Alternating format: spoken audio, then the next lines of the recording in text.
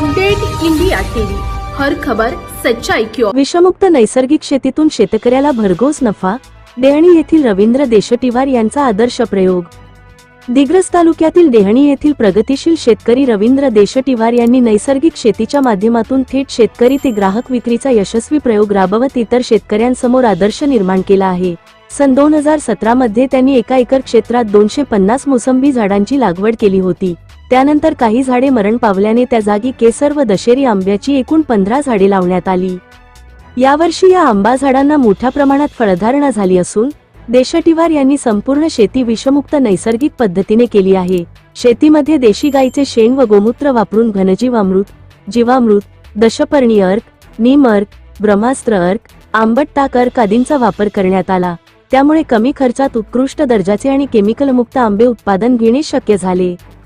विशेष म्हणजे त्यांनी हा केसर आंबा थेट पांढरकवडा शहरातील ग्राहकांना विक्रीसाठी उपलब्ध करून दिला। नैसर्गिक पद्धतीने पिकवलेल्या या आंब्याला ग्राहकांकडून उत्स्फूर्त प्रतिसाद मिळाला।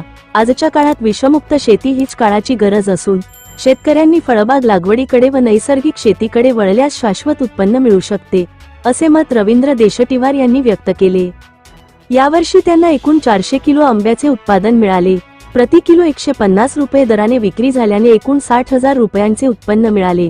विशेष म्हणजे केवळ 5,000 रुपये खर्च येऊन त्यांना तब्बल 55,000 रुपयांचा निव्वळ नफा मिळाला आहे।